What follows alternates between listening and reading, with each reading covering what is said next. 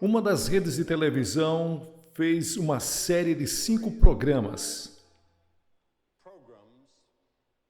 Nos primeiros dias do cristianismo, era sobre isso que falava. Incluíram a crucificação de Jesus Cristo.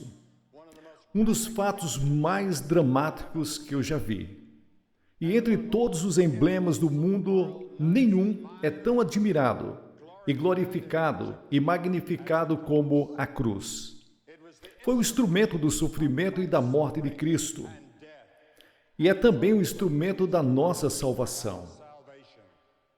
A história da cruz é muito interessante, porque voltando para a Índia, para a China, muito antes de Cristo chegar, a vítima, como vocês sabem, eram pregadas na cruz, presas por cordas, amarradas e deixadas ali para morrer. Ao calor do sol, o seu corpo ia pendendo, eles iam sofrendo, a tortura era muito grande por estar na cruz.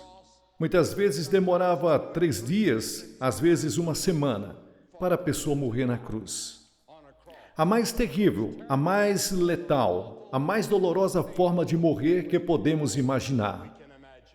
Mas no tempo de Constantino, no século IV, ele se tornou cristão, um cristão professante. Era o instrumento de tortura, mas foi abolido.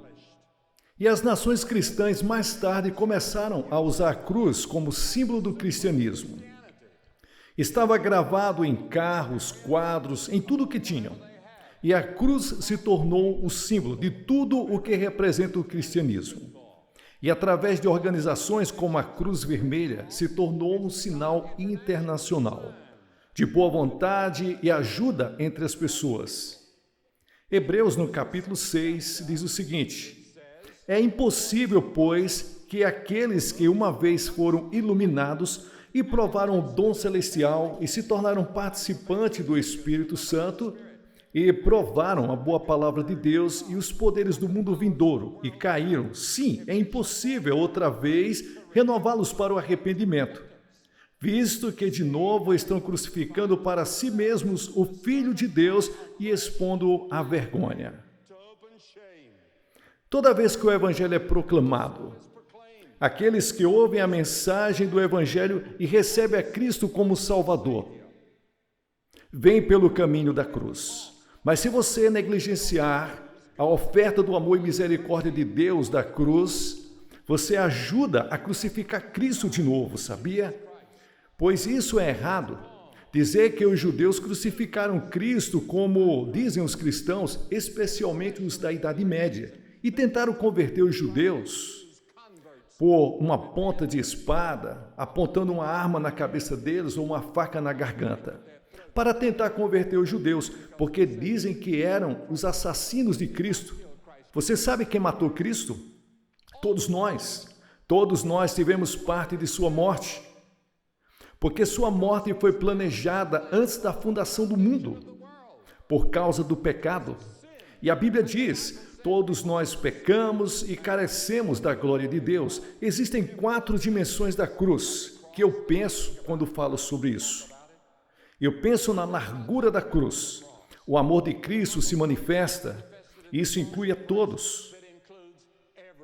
O amor de Deus se estende para a África, para a Ásia, para a América Latina, para a Rússia, para a China, para a América, Canadá e todo mundo, inclui você, quem você é. Seja qual for a sua religião, ou se você não tem religião, Deus te ama. E ele diz da cruz: eu te amo. Então há o cumprimento da cruz. Não tem medida. Estende-se de eternidade em eternidade, de sempre em sempre. Quando Noé construiu a arca, você sabe qual era o comprimento da arca? Quando Salomão construiu o templo, você sabe qual era o comprimento do templo? Se você construir um abrigo para as pessoas que precisam, você poderá medir a madeira. Mas como você pode medir o ponto do amor de Deus na cruz do Calvário, ao comprimento, à largura? A Bíblia diz que o amor de Deus supera o conhecimento. Não há como nossas mentes finitas poder começar a entender o amor de Deus, que deu seu próprio Filho na cruz para morrer por você. porque você e eu merecemos essa morte, merecemos o inferno e o julgamento. E então penso na altura da cruz. Se estende ao trono de Deus. Não importa o quão alto é o céu. Através da cruz, Deus Pai atrai todos os homens a Ele. E você tem que tomar uma decisão sobre Jesus Cristo. Os cientistas estão olhando para o espaço, para longe, mas não conseguem fugir de Deus. O assunto da astronomia e o assunto da fronteira espacial são muito falados hoje e é emocionante para mim. E há cientistas aqui essa noite que sabem muito mais sobre a altura do universo do que eu posso explicar. Mas o céu está lá, em algum lugar. Não sabemos exatamente onde. Você diz, você acredita que o céu existe? Sim, eu acredito que o céu é um lugar. Acredito que um dia vamos passear pelas ruas de ouro. Acredito que vou morar lá. Bem, não sei se é numa mansão, pode ser numa barraca. Alguns de vocês vão viver em mansões. Sim, o céu vai ser um lugar glorioso.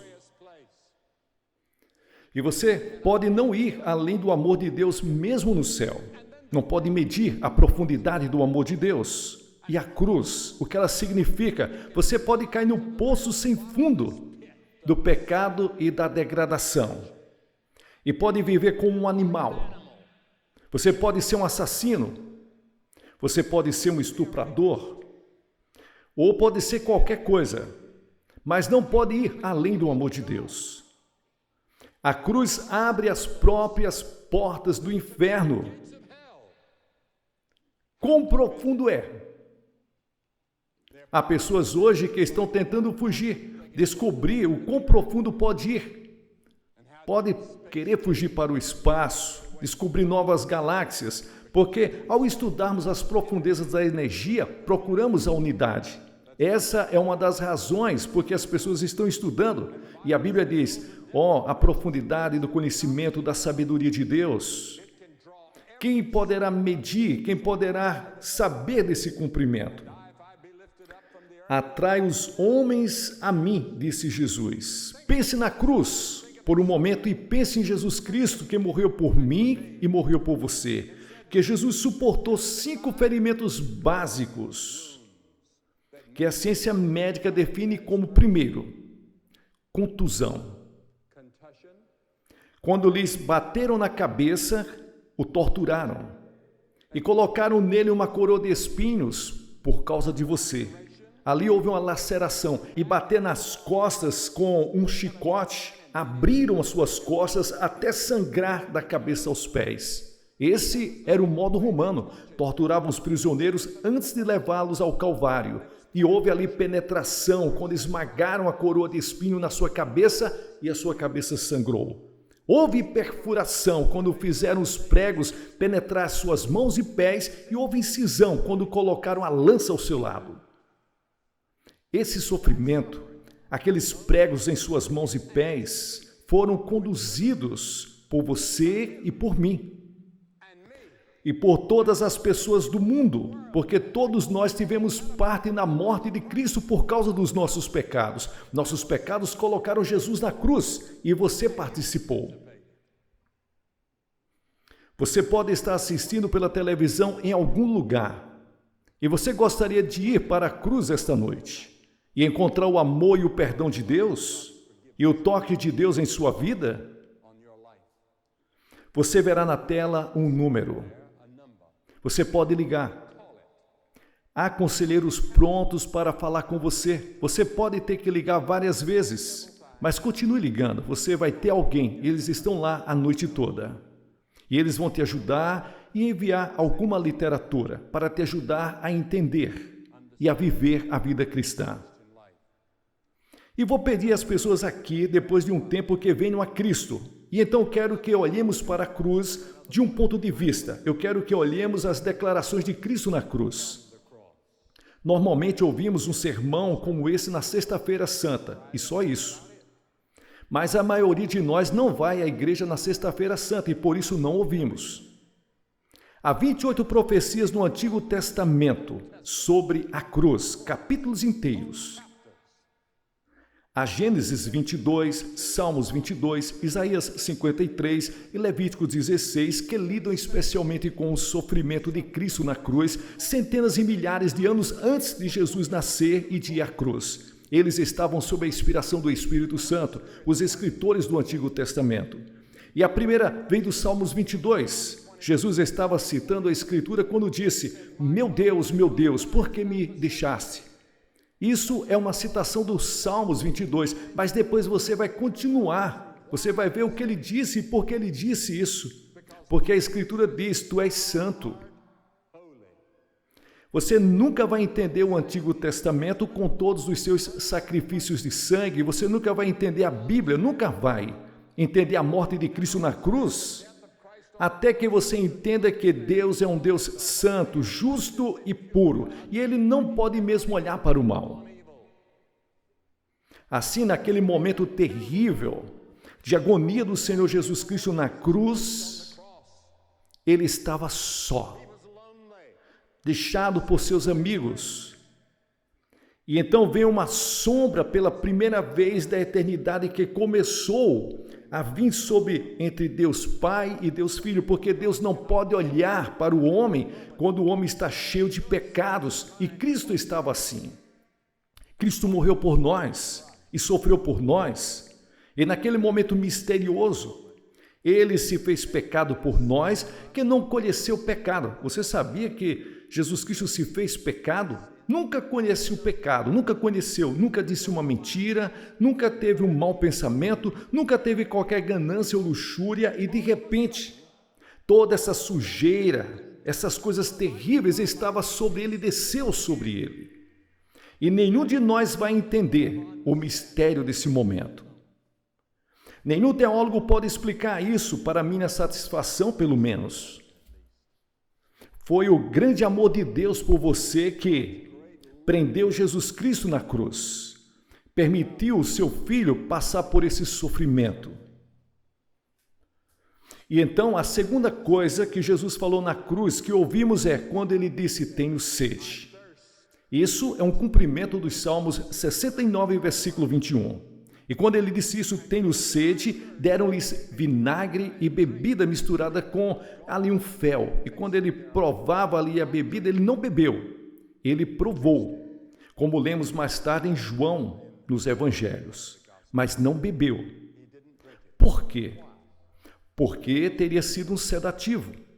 Iria tirar todo o sofrimento e a dor. E ele estava lá para para levar todo o sofrimento em consciência absoluta,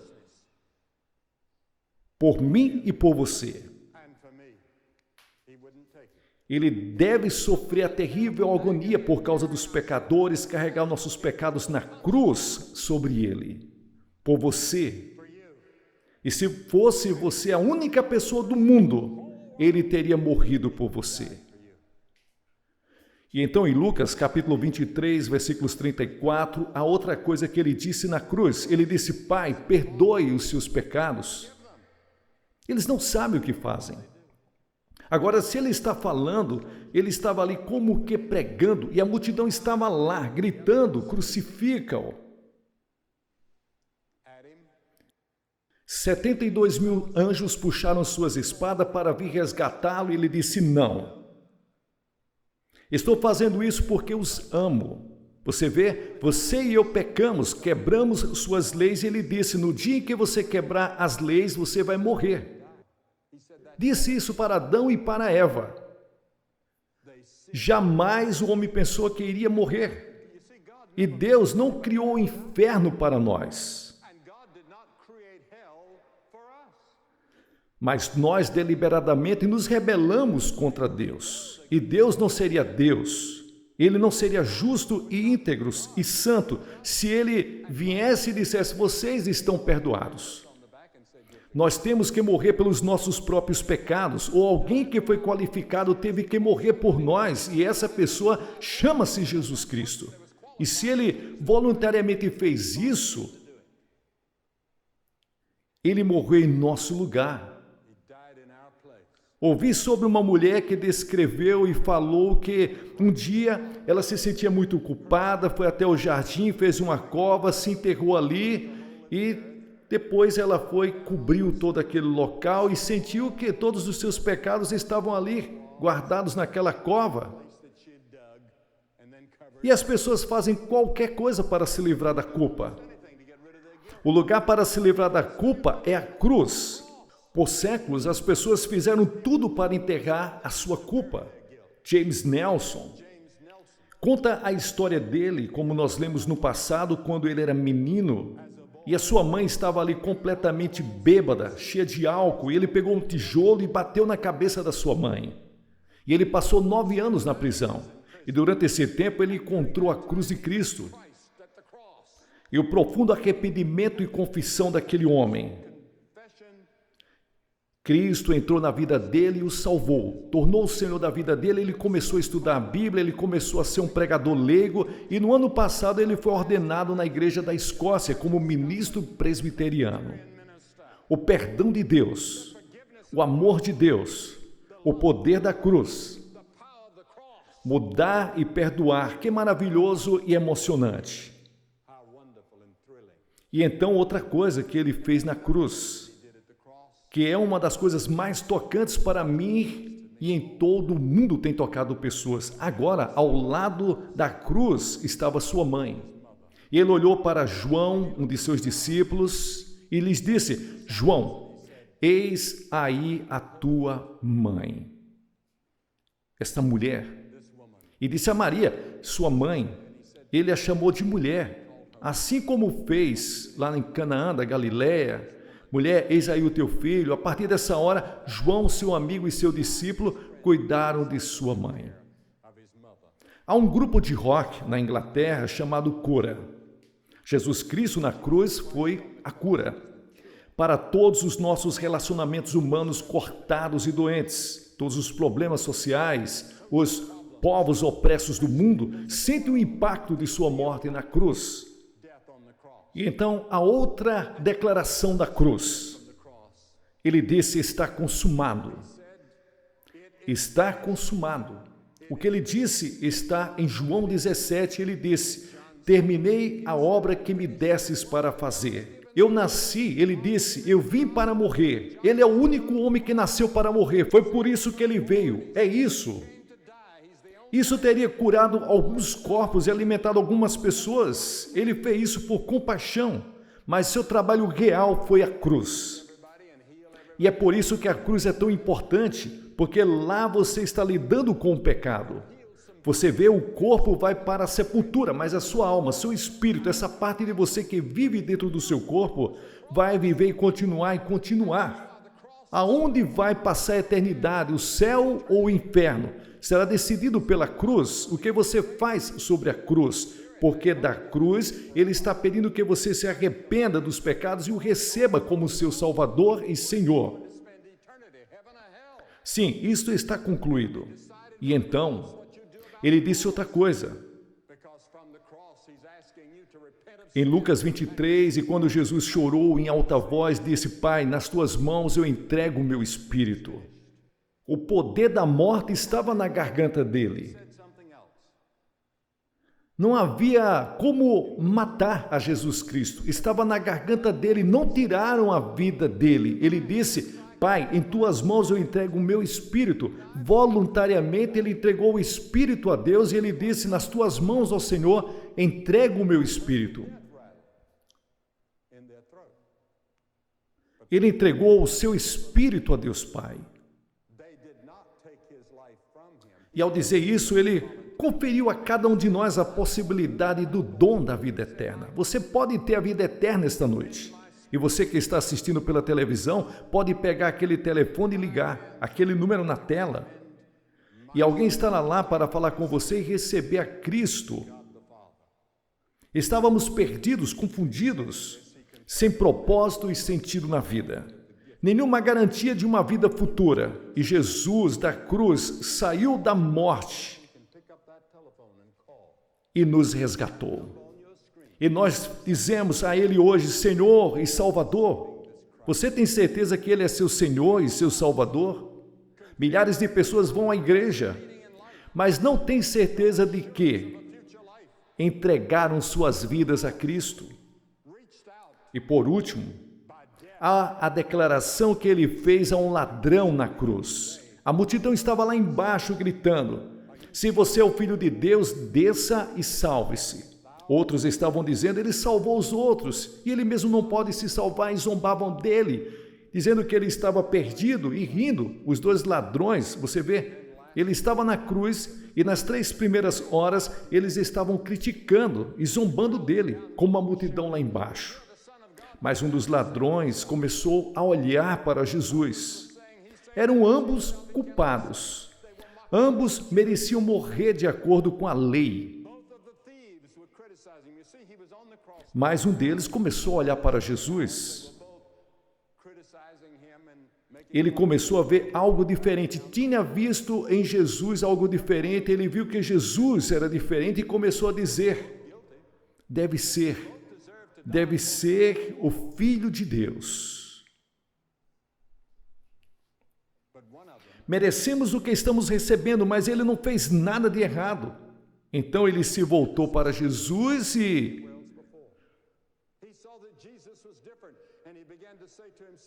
disse: Senhor, quando você vier no seu reino, lembra-te de mim. Que ato de fé! E Jesus disse: o que disse Jesus?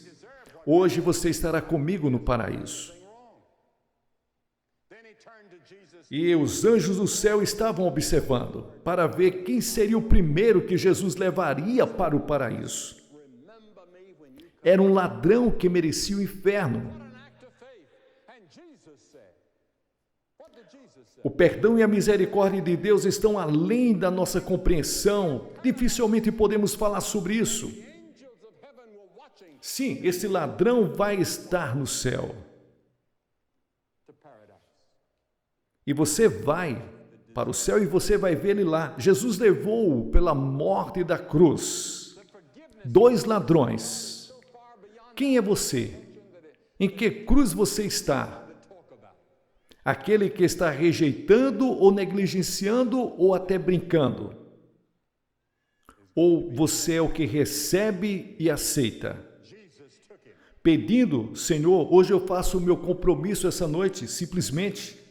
O que você tem que fazer? 3 coisas. Primeiro, você deve se arrepender dos seus pecados. A palavra arrependimento significa mudar de vida, mudar sua atitude mental. Agora, você não pode fazer isso sozinho, mesmo que você queira. A segunda coisa, pela fé receber Cristo em seu coração, pela fé. Você não pode vir intelectualmente sozinho. O homem não pode ir a Deus apenas com sua mente, ele tem que vir pela fé como uma criança confiando em seu pai ou sua mãe. E em terceiro lugar, você deve estar disposto a servi-lo e segui-lo. Não é só recebê-lo, é ser seguidor dele todas as horas do dia.